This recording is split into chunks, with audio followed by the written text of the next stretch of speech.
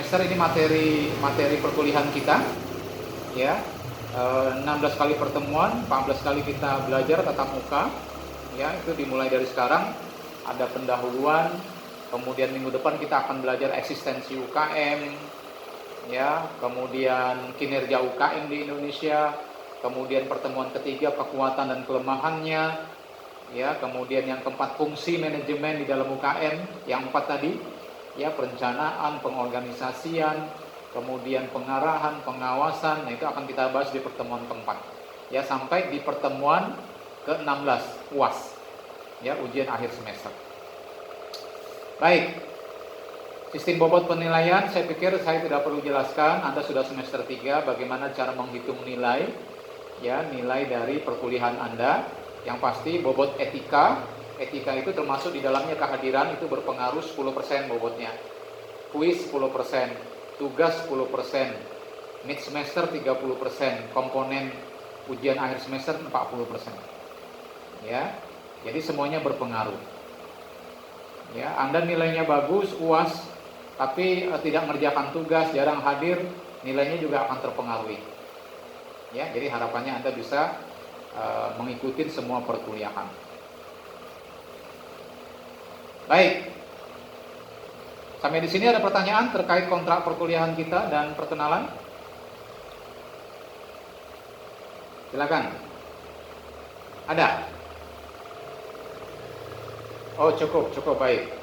Ya, kalau tidak ada, saya masuk di materi yang pertama, ya, yaitu tentang konsep dan peranan UKM di Indonesia.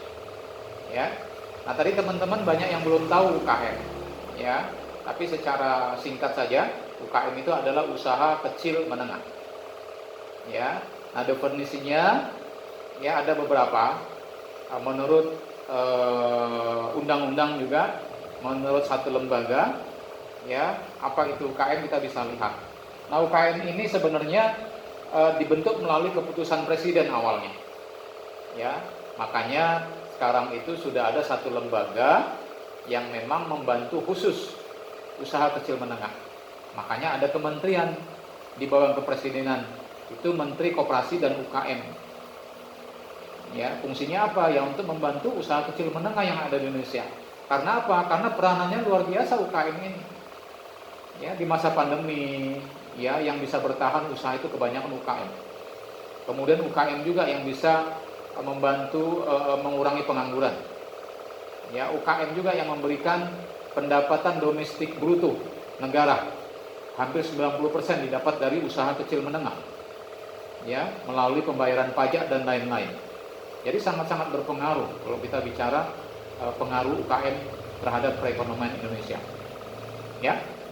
Nah, kita lihat UKM menurut keputusan presiden, ya, tahun 98, usaha kecil menengah itu adalah kegiatan ekonomi rakyat yang berskala kecil, ya, dengan bidang usaha yang secara mayoritas merupakan kegiatan usaha kecil dan perlu dilindungi untuk mencegah dari persaingan usaha yang tidak sehat. Karena perlu dilindungilah ada lembaganya, ada kementeriannya. Ya. Kegiatan usaha kecilnya seperti apa nanti kita akan lihat sama-sama. Ya, ada ciri-ciri dan contohnya nanti. Ya, dari sini nanti Anda lihat, oh ternyata usaha di sebelah rumah saya yang grosir ini termasuk usaha kecil ternyata.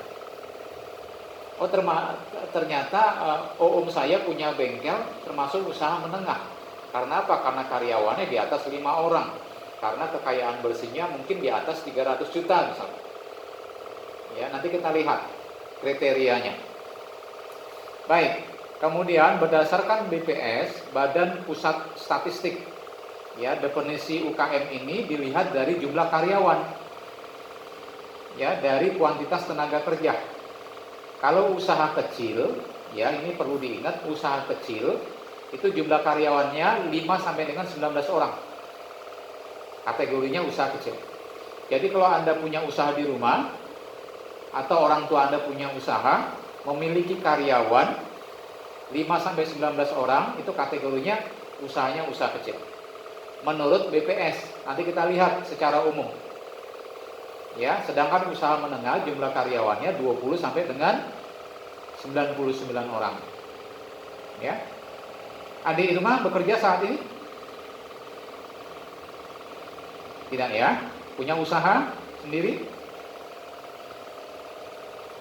Oh tidak, baik. Ada yang punya usaha di sini? Walaupun mahasiswa? Atau orang tuanya yang pengusaha, memiliki usaha?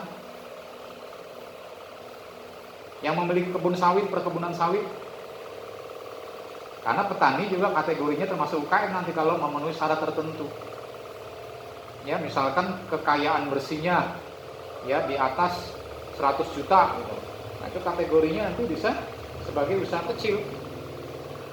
Nilai penjualannya 1 tahun misalkan.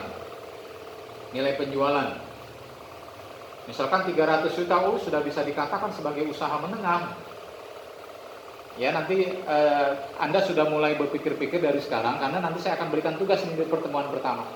Contoh UKM yang ada di Indonesia. Ya, tentunya saya akan berikan juga kriteria dan ciri-cirinya seperti apa, Anda tinggal mencari nanti. Boleh tetangga kanan kiri Anda yang punya usaha, boleh yang Anda tidak kenal, searching di Google, ya boleh, nggak ada masalah. Intinya memenuhi kriteria. Nah, sedangkan pengertian UKM menurut Undang-Undang ya nomor 20 tahun 2008, usaha kecil menengah itu dibagi dua pengertiannya. Ya. Yang pertama, usaha kecil entitas atau kegiatan atau usaha yang memiliki kriteria sebagai berikut. Nah, ini usaha kecil itu adalah kegiatan memiliki kriteria kekayaan bersihnya lebih dari 50 juta. Ya, tapi 50 jutanya ini gak termasuk tanah dan bangunan. Ya. 50 juta sampai dengan 500 juta. Kekayaan bersih, misalkan di tetangga di sebelah rumah Anda ada grosir nih. Ya, jual sembako. Anda bisa estimasi kira-kira kekayaan bersihnya di luar dari rumahnya atau bangunannya ada nggak 50 juta? Mungkin ada berasnya 100 goni, ada minyak goreng segala macam, kemudian ada usaha-usaha lainnya. Ya, nah kalau misalkan kekayaan bersih di luar dari tanah dan bangunannya totalnya kurang lebih 50 juta, maka usaha grosir tetangga Anda itu termasuk usaha kecil. Jelas ya? Paham teman-teman? Oke, mungkin muncul pertanyaan, Pak, saya punya tetangga jual bakso sudah 5 tahun, tapi gambarannya kekayaan bersihnya mungkin nggak ada 50 juta lah Pak, 30 juta, gimana? Itu termasuk usaha apa? Itu termasuk usaha mikro. Kita nggak bahas secara khusus di sini, cuma nanti saya kait-kaitkan, ya, karena memang menempel ya, usaha mikro tidak lepas dari usaha kecil dan menengah. Makanya sekarang lagi ngetren UMKM, usaha mikro kecil menengah. Dan paling banyak di Indonesia usaha mikronya dibandingkan usaha kecil. Nanti kita lihat datanya. Ya. Jadi kalau kekayaan bersihnya 50 juta sampai dengan 500 juta itu kategorinya usaha kecil. Menurut Undang-Undang nomor 20 tahun 2008. Kalau misalkan kekayaan bersihnya per tahunnya 300 juta, kemudian dilihat dari penjualan tahunan. Ya, usaha kecil ini dilihat dari penjualan tahunan. Kalau penjualan tahunnya 300 juta sampai dengan 2,5 miliar, itu kategorinya usaha kecil juga. Ya, yang pertama dilihat dari kekayaan bersih. Kekayaan bersih itu total barang-barang yang dijual, tidak termasuk tanah dan bangunan. Kemudian yang kedua dilihat dari penjualan tahunannya. Ya. Baik, bagaimana dengan usaha menengah? Nah, usaha menengah kekayaan bersihnya lebih dari 500 juta sampai dengan 10 M di luar dari tanah dan bangunan. Ya. Misalkan Anda di sebelah rumahnya ada Indomaret. Nah, Indomaret ini kan kita bisa lihat ya, kekayaan bersihnya di dalam ada berapa? Ada 500 juta enggak? Barang-barang yang dijual. Kalau ada kategorinya usaha menengah, tapi kalau nggak ada ya usaha kecil. Ya. 50 juta sampai dengan berapa tadi? Yang usaha kecil 50 juta sampai dengan 500.